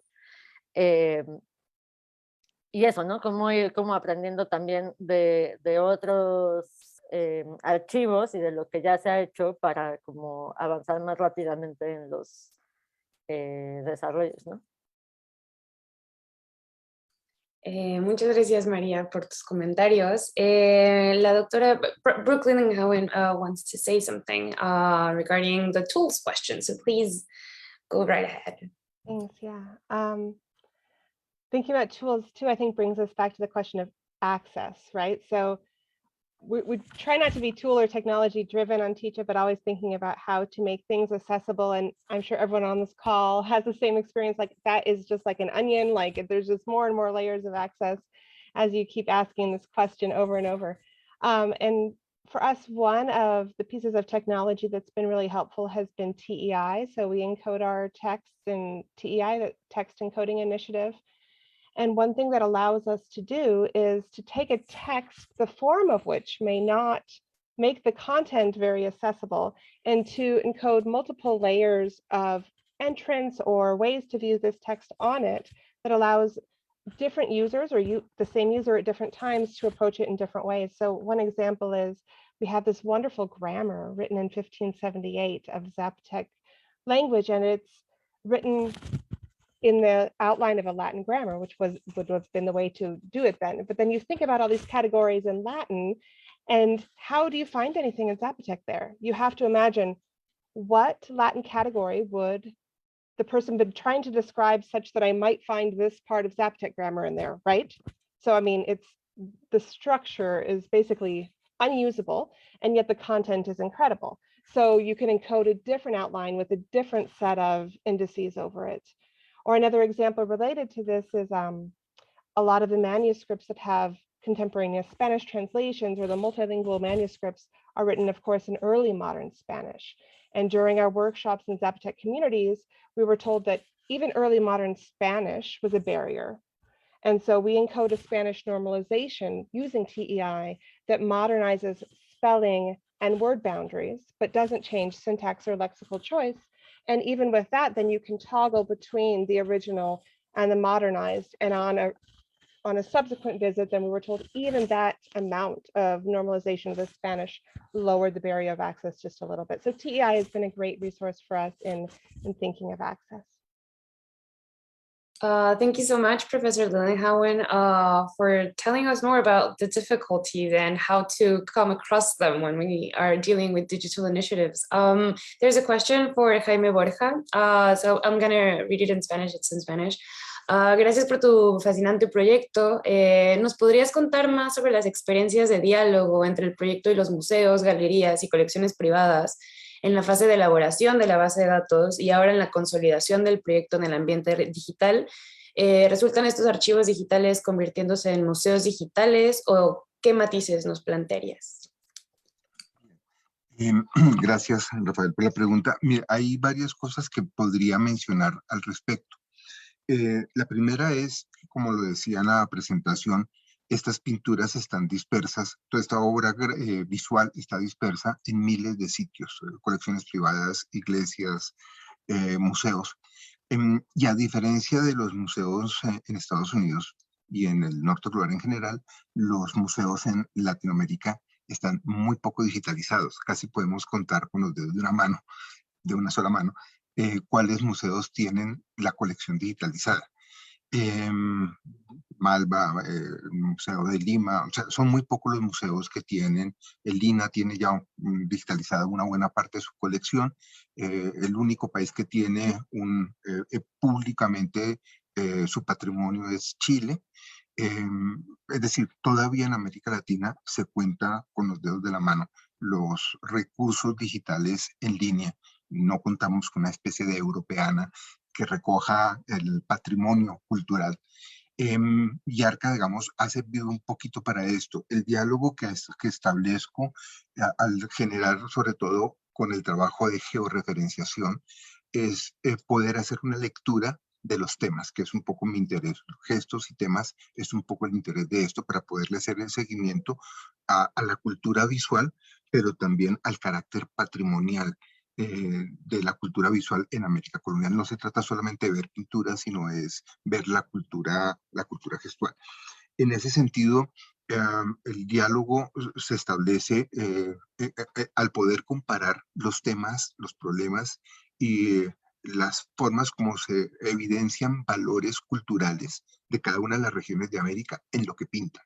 Ese es un poco el gran tema, que una sociedad se refleja en lo que pinta, en lo que genera visualidad. Y en esa visualidad, la profesora Watson lo mencionaba cuando hacía el comentario, se puede visualizar elementos de la cultura.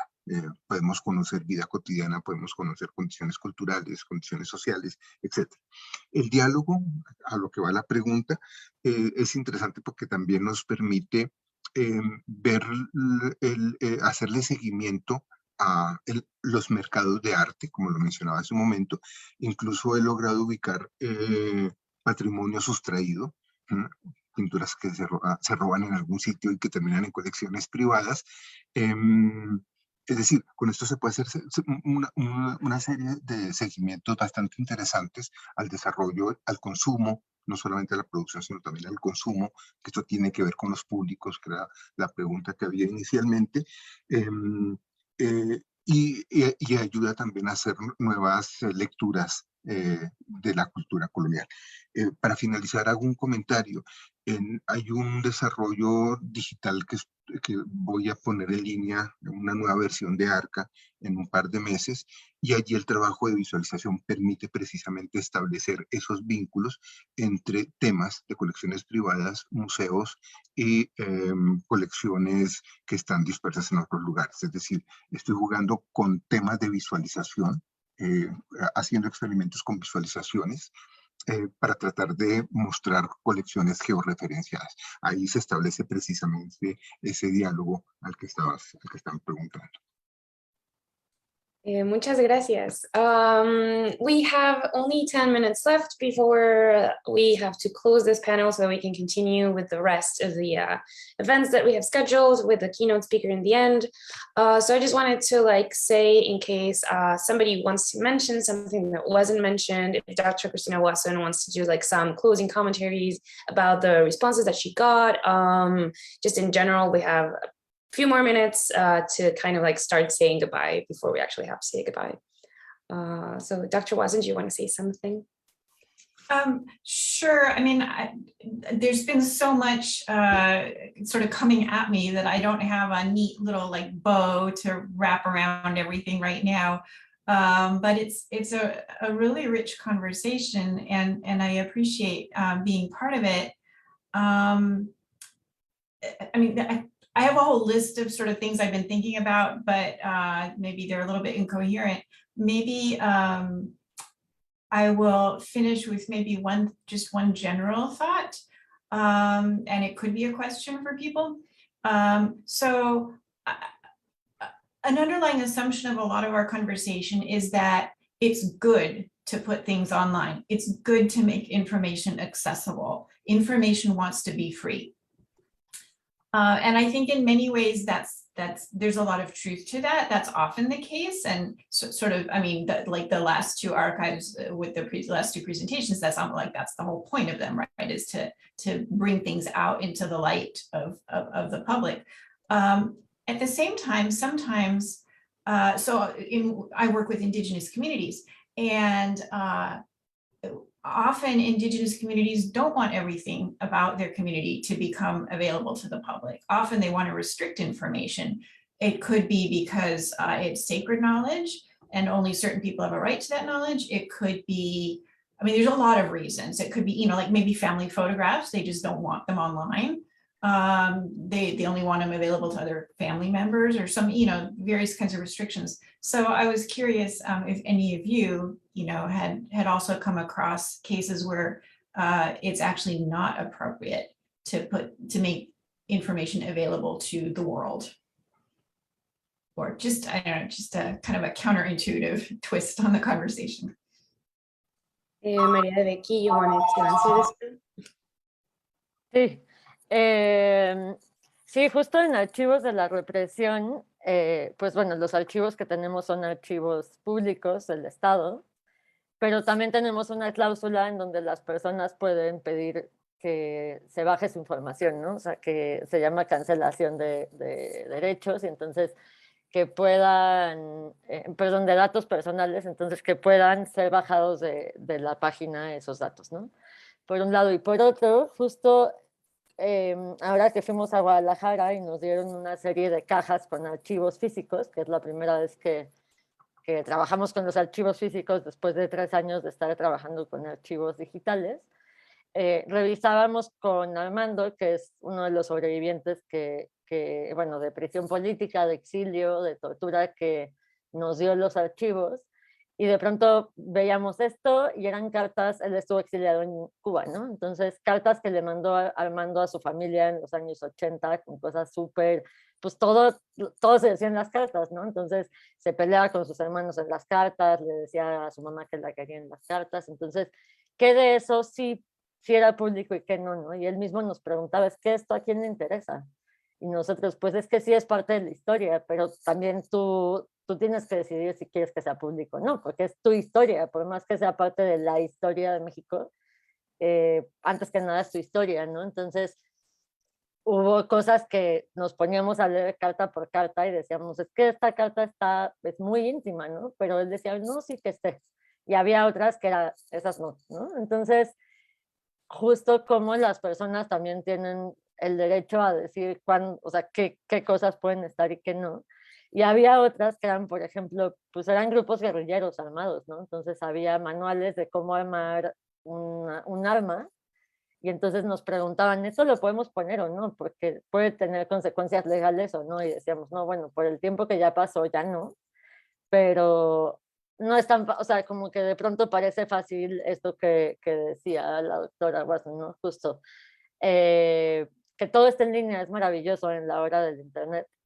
Y de pronto pues hay cosas que no, o hay que repreguntarnos y sobre todo o sea, nosotras que ya ponemos todo en línea, de pronto qué sí queremos que esté en línea y qué no queremos que esté en línea y qué implicaciones tiene para las personas que las cosas estén en línea, ¿no?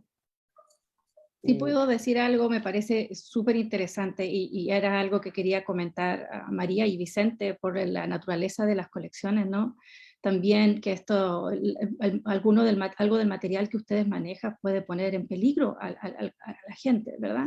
Porque en algunos casos, por ejemplo, en Chile, la historia es reciente, entonces torturadores están caminando por las calles.